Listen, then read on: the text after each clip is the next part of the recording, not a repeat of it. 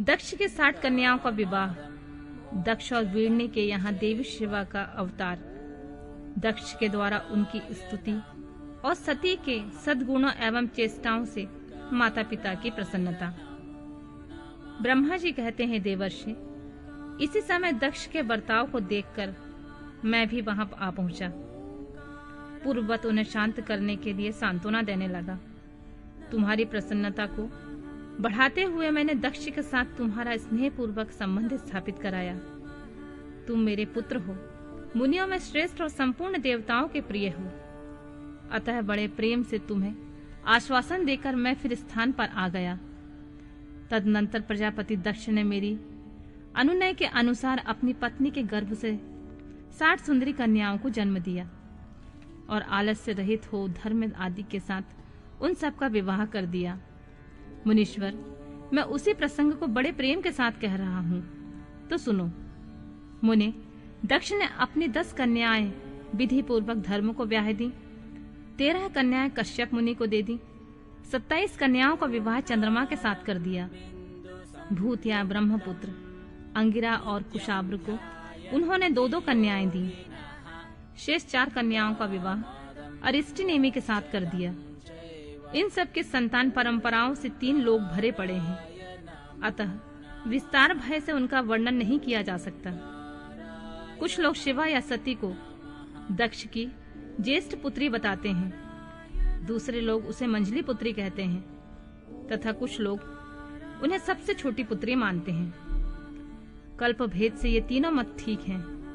पुत्र और पुत्रियों की उत्पत्ति के पश्चात पत्नी सहित प्रजापति दक्ष ने बड़े प्रेम से मन ही मन जगदम्बिका का ध्यान किया, साथ ही गदगद वाणी से प्रेम पूर्वक उनकी स्तुति भी की। बारंबार अंजलि जल बांधकर नमस्कार करके विनीत भाव से देवी को मस्तक झुकाते थे। इससे देवी शिवा संतुष्ट हुई और उन्होंने अपने प्रण की मन ही मन यह विचार किया कि अब मैं वीरणी के गर्भ से अवतार लूं। ऐसा विचार कर वे जगदम्बा दक्ष के हृदय में निवास करने लगी। मुनिश्रेष्ठ, उस समय दक्ष की बड़ी शोभा होने लगी। फिर उत्तम मुहूर्त देखकर दक्ष ने अपनी पत्नी में प्रसन्नता पूर्वक गर्भाधान किया। तब दयालु शिव दक्ष पत्नी के चित्त में निवास करने लगी। उनके गर्भधारण के सभी चिन्ह प्रकट हो गए। तात उस अवस्था में वीरणी की शोभा बढ़ रही थी। उनके चित्त में अधिक हर्ष छा गया। भगवती शिवा के निवास के प्रभाव से वीरणी मंगलमय रूपणी हो गई।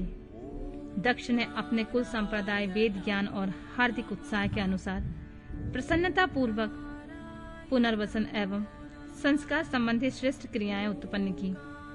क्योंकि कर्मों के अनुष्ठान के समय महान उत्सव हुआ, प्रजापति ने ब्राह्मणों को उनकी इच्छा के अनुसार धन दिया।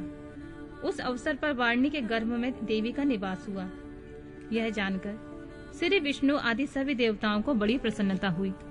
उन सब ने वहां आकर जगदम्बा का स्तवन किया और समस्त लोगों का उपकार करने वाली देवी शिवा को बारंबार प्रणाम किया। वे सब देवता प्रसन्नचित्त हो दक्ष प्रजापति तथा वीरणी को भूरी भूरी प्रशंसा करके अपने अपने स्थान को लौट गए। नारद जब 9 महीने बीत गए तब लौलिक गति का निर्वाह कराकर 10वें महीने में पूर्ण होने पर चंद्रमा आदि ग्रहों तथा ताराओं की अनुकूलता से युक्त सुखद मुहूर्त में देवी शिवा शीघ्र ही अपनी माता के सामने प्रकट हुई।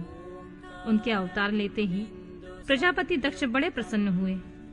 उन्हें अपने महान तेज से दीप्तमान देखकर उनके मन में यह विश्वास हो गया कि वे साक्षात शिवा देवी ही मेरी पुत्री के रूप में प्रकट हुई हैं। उस समय आकाश से फूलों की वर्षा होने लगी और मेघ जल बरसाने लगे। मुनीश्वर, सती के जन्म लेते ही संपूर्ण दिशाओं में तत्काल शांति छा गई।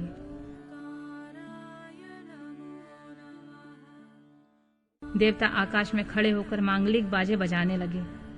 अग्निशालाओं में बुझी हुई अग्नियां सहसा प्रज्वलित हो उठी और सब कुछ मंगलमय हो गया।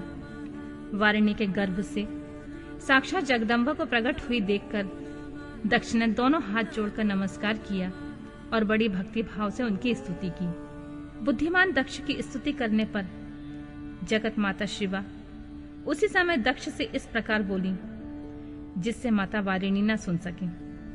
बोली, प्रजापति, तुमने पहले पुत्री रूप में मुझे प्राप्त करने के लिए मेरी आराधना की थी। आज वह तुम्हारा मनोरथ सिद्ध हो गया। अब तुम उस तपस्या के फल को ग्रहण करो।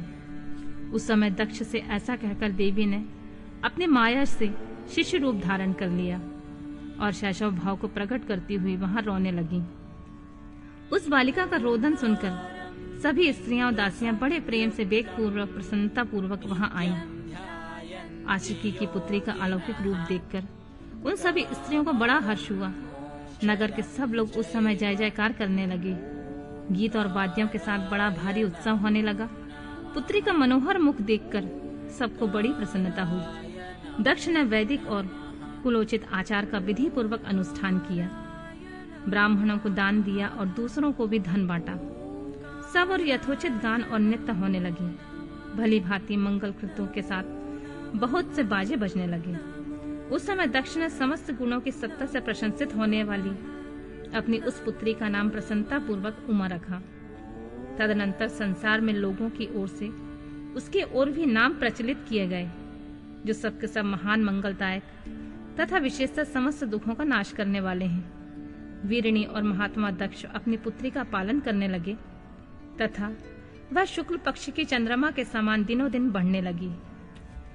दुष्श्रेष्ठ, बाल्यावस्था में भी समस्त उत्तमोत्तम गुण उसमें उसी तरह प्रवेश करने लगे जैसे शुक्ल पक्ष में बाल चंद्रमा के समान मनोहारिणी कलाएं प्रविष्ट हो जाती हैं। दक्ष कन्या सती सखियों के बीच बैठी बैठी जब अपने भाव में निमग्न हो जाती थी, तब बारंबार भगवान शिव की मूर्ति को चित्रित करने लगती थी। मंगलमय सती जब बाल्योचित सुंदर गीत गाती, तब स्थाणु हर तथा रुद्र नाम लेकर शिव का स्मरण किया करती थी।